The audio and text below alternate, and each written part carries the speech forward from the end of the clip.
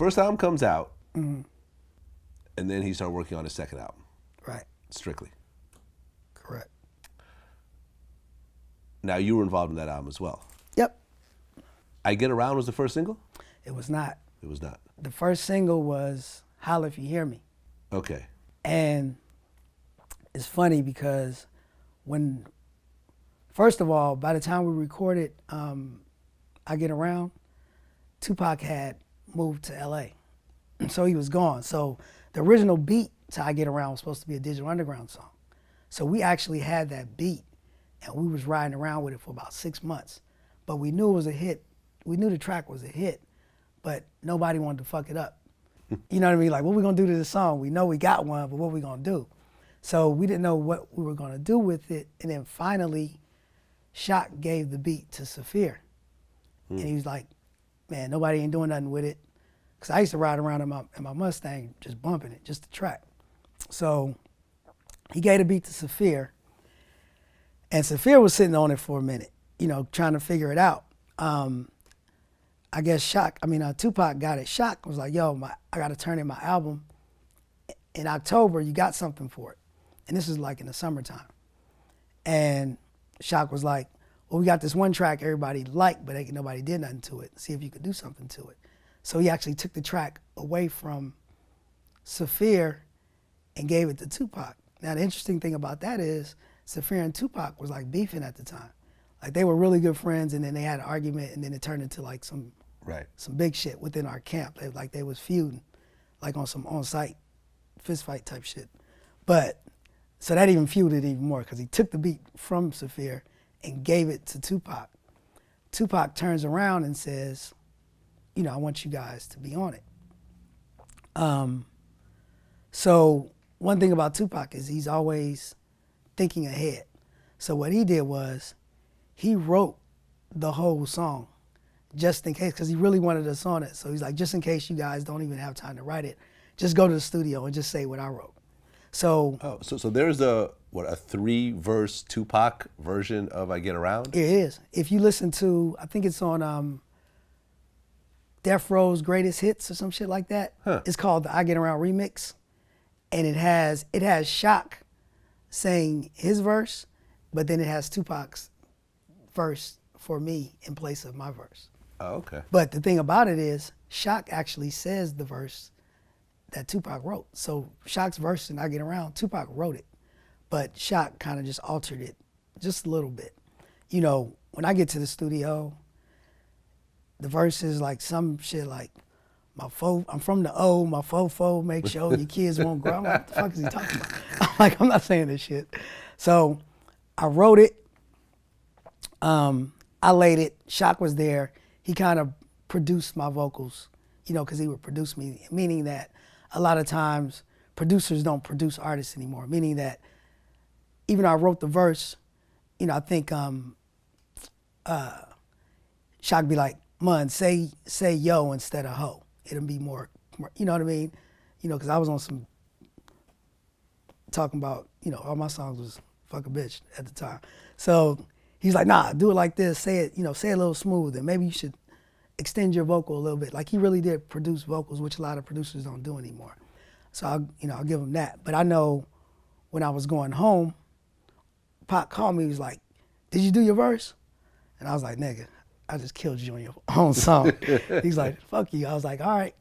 So he calls me like 2 weeks later. He's like, yeah, you was all right. I was like, I told you. so when the album was time for the album to come out, he came to my crib. He's like, yo, I'm going to do Holla If You Hear Me, first single, and then this, that, and the other. And I was like, bro, you're doing it wrong. I said, this is your single. I'm talking about I Get Around. And I was like, I'm not. You guys knew that was the song. Okay. I knew it. I said, I'm not saying it just because I killed you on your song. I was like, seriously, I was like, this is your hit. He was like, nah, I'm doing Holla If You Hear Me because Big Stretch had produced it. And that was his guy. And Pac was real loyal. If he fuck with you, he fuck with you. So he probably told Stretch that, yeah, this is gonna be the first single. So he was gonna stick to that. And I was like, that's not it. He was like, nah, it's gonna work, you know, because I'm gonna show him my militant, this, that, and the other. Did the video, did the song. Did the album was doing the same thing as the first album. Okay. And so, interestingly enough, by the time we did the video for I Get Around, Pac was upset, you know, because the album was tanking.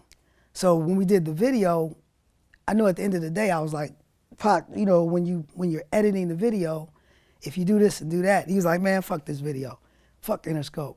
Fuck this, fuck that, fuck that. He was upset because the album wasn't working, and he felt like it was Interscope's fault, and it just wasn't going the way he wanted it. And he was basically through with the album. He just came, showed up, did the video. He did Keep Your Head Up the day before. And I just remember thinking, like, if this video shows half the fun we had today, it's gonna be all right. What was some of the craziest shit that happened behind the scenes in that video? Because that was like a fun ass video, man. You know, when we shoot the video, when you shoot videos, you know, you shoot for an extended period of time, and then you take a break. You know, I think Pac had like a little personal little room in this mansion or whatever that we were shooting in. Every time we took a break, Pac went upstairs with a different chick to, you know, to his room. I think, and you know, the chick that was massaging him in the hot tub, that's the same girl that was in the Rump Shaker video with the, badass body. I think he did that day too. Okay. How many girls did he smash on that video? As many as time we took breaks. He was in it. Okay. That comes out and it's a huge smash. Right. His biggest hit ever at the time. Word. Really one of his biggest hits ever, period. Up there with Dead Mama. Yeah, that's what I'm saying. I would say top 5, one of his top 5 Definitely. songs. So now Tupac is actually in the game, I feel. Like, you know what I'm saying? Okay, like he has a song that people are fucking with, and then Brenda's Got a Baby comes out. Mm. No. Brenda was on the first I'm so sorry. Keep Your Head Up. Keep Your Head Up. I always confuse those two because I think the subject is somewhat similar. Right. So Keep Your Head Up comes out and it's like, yo, this is dope. Yep, and that's Dave Hollister on that song as well. Okay. Yeah. And I felt like after that came out, Pac was sort of solidified as an artist. You see what I'm saying? Like, okay, now he has 2 hit songs under his belt, very different subject matter. Right. Really opposing subject matter if you really think about it. You know what I mean? Like, one talking about fucking as many girls you want, one talking about, you know keep your head up, you know, saving the women. And I feel like that kind of set the stage for where he went to go afterwards. Yeah, I mean, his star was definitely rising. He was on, you know, trajectory was definitely pointing up. And you could see it, and it was interesting to me because as that was happening, that was kind of like when he was really separating from our camp and kind of going his own way. Yeah. And you kind of like, when you see it happening, you kind of feel like a proud papa. Like, look at Pac, he doing this thing finally the way he wanted to do it. You know, so we were all really happy for him at the time, seeing him that everything that he always talked about doing was really happening for him. Yeah. And he was doing it his way, the way he wanted, and finally now doing it on his own. Right. Meaning his people that he picked out, that he wanted to rock with. Yeah. You know, and he was getting his thing on. Right.